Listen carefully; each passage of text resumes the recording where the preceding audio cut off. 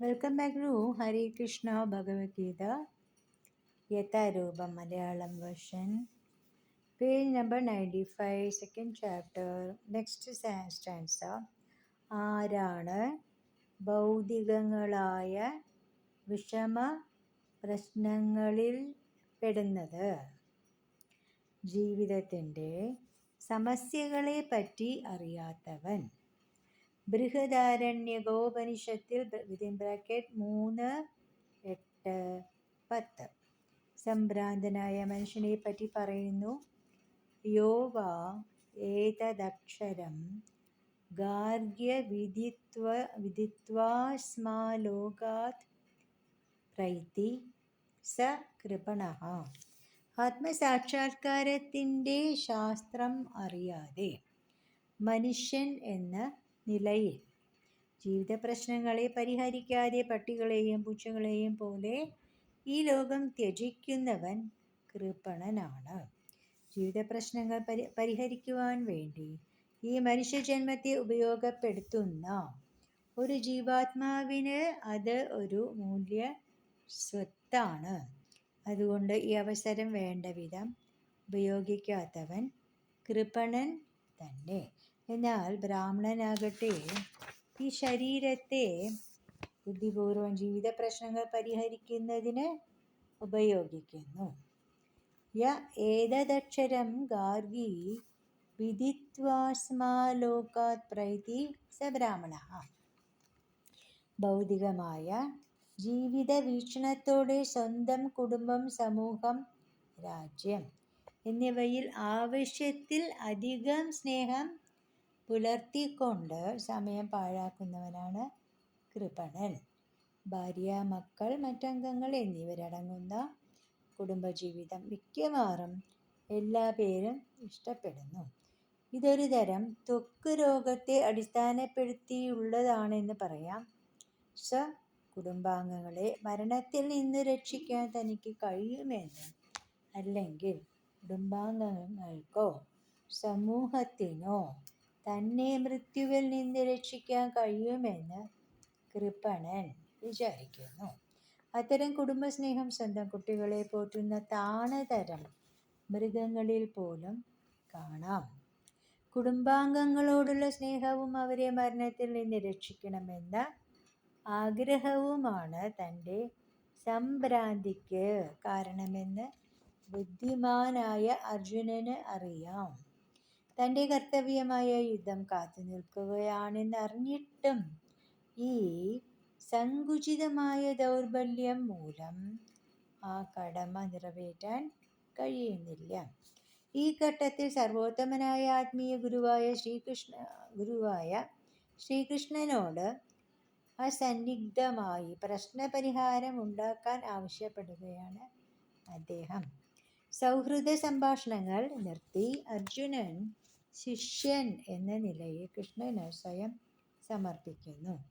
ഗുരുവും ശിഷ്യനുമായുള്ള സംഭാഷണം ഗൗരവമുറ്റതാണ്. ഇനി പ്രാമാണികനായ ആധ്യാത്മിക ഗുരുവുമായി അത്തരം സംഭാഷണത്തിൽ ഏർപ്പെടാൻ അർജുനൻ ആഗ്രഹിക്കുന്നു. അങ്ങനെ ഭഗവത്ഗീതാശാസ്ത്രത്തിൻ്റെ ആദിമ ഗുരു കൃഷ്ണനും ഗീതാ പഠനം നടത്തുന്ന ആദ്യത്തെ ശിഷ്യൻ അർജുനനും ആയി.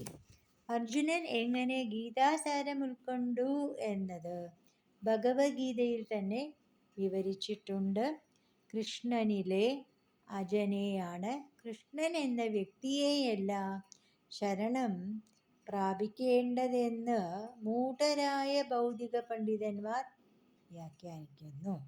കൃഷ്ണനിൽ അന്തർഗതൻ, ബഹിർഗതൻ എന്നിങ്ങനെ വ്യത്യാസം ഇല്ല. ഈ സത്യം ഗ്രഹിക്കാതെ ഭഗവത്ഗീത പഠിക്കുവാൻ ശ്രമിക്കുന്നവൻ പമ്പര വിഡ്ഢിയാണ്. ശ്ലോകം 8. നഹി പ്രപശ്യാമി മമാപനുദ്യാദ്യച്ഛോകമുച്ഛോഷണമിന്ദ്രിയാണാം അവാപ്യ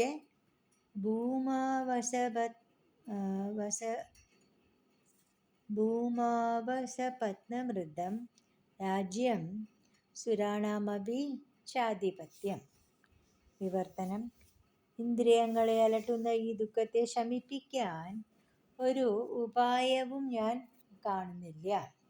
ഈ ഭൂമിയിൽ സമ്പൽ സമൃദ്ധവും എതിരാളികൾ ഇല്ലാത്തതും ദേവന്മാർക്ക് സ്വർഗത്തിലുള്ളതുപോലെ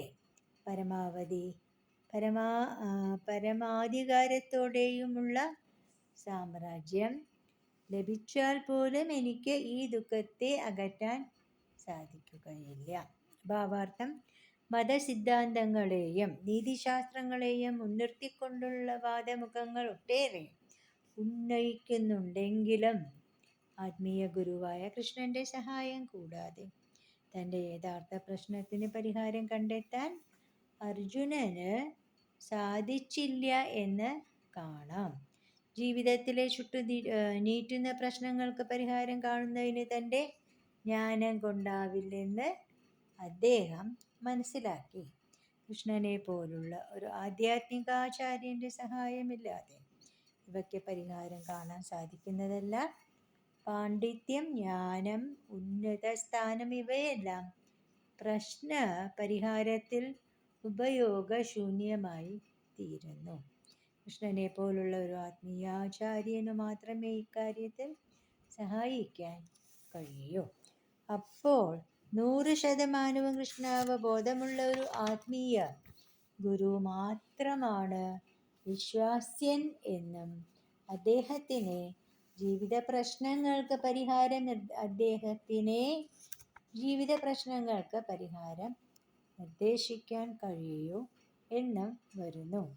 സമൂഹത്തിലെ സ്ഥാനമാനങ്ങൾ പരിഗണിക്കാതെ കൃഷ്ണാവബോധ ശാസ്ത്രത്തിൽ നൈപുണ്യം ആർജിച്ച ഒരു വ്യക്തിക്കല്ലാതെ മറ്റാർക്കും ഒരു യഥാർത്ഥ ആത്മീയ ഗുരുവാകുവാൻ സാധ്യമേ അല്ല എന്ന് ശ്രീ ചൈതന്യ മഹാപ്രഭു പറയുന്നു.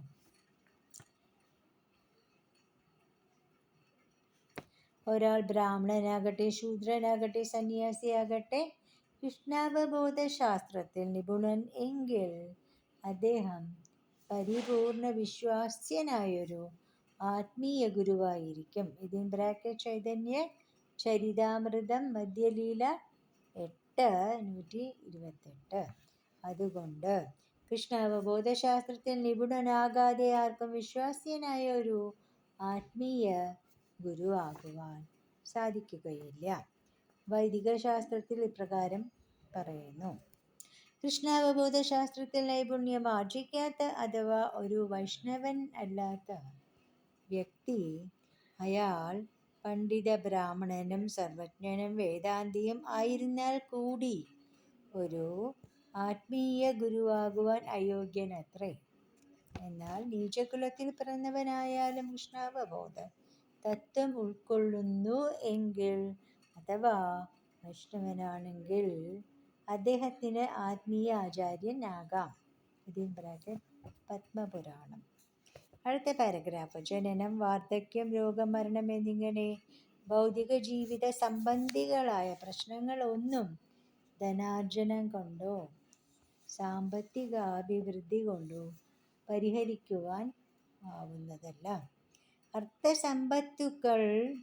അർത്ഥസമ്പത്തുക്കളാൽ വികസിച്ചതും ജീവിത സൗകര്യങ്ങളും എല്ലാം ഉള്ളതുമായ അനേകം രാജ്യങ്ങൾ ഈ ഭൂമുഖത്തുണ്ട്. എന്നാൽ അവിടെയും ഭൗതികമായ ജീവിത പ്രശ്നങ്ങൾ നിലനിൽക്കുന്നു. മനുഷ്യർ വിവിധ മാർഗങ്ങളിലൂടെ സമാധാനം തേടി അലയുകയാണ്.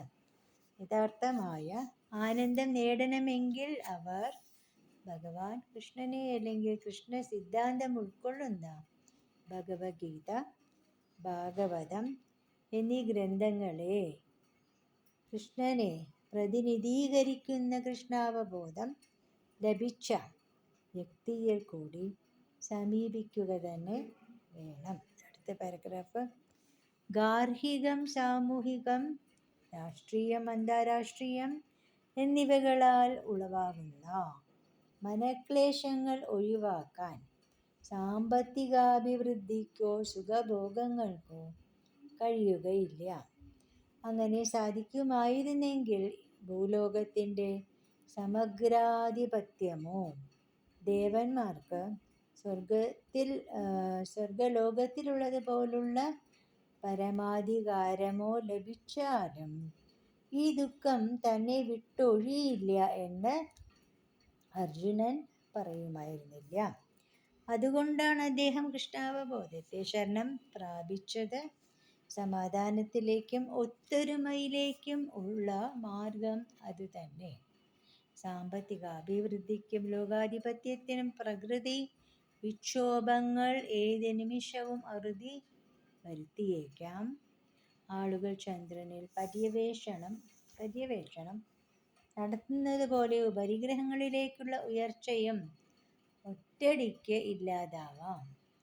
ഇത് ഭഗവത്ഗീത ഊന്നി പറയുന്നുണ്ട്. ക്ഷീണേ പുണ്യേ മർത്യലോകം വിശന്തി. സത്കർമ്മങ്ങളുടെ ഫലം അവസാനിക്കുമ്പോൾ ജീവാത്മാക്കൾ ആനന്ദത്തിൻ്റെ കൊടുമുടിയിൽ നിന്ന് വീണ്ടും ജീവിതത്തിൻ്റെ പടുകുഴിയിലേക്ക് വീഴുന്നു. ലോകത്തിൽ അസംഖ്യം രാഷ്ട്രീയ നേതാക്കൾ അങ്ങനെ വീണിട്ടുണ്ട്. ആ വീഴ്ചകൾ പിന്നീടുള്ള വിലാപങ്ങൾക്ക് കാരണങ്ങളായി തീരുന്നു. Thank you.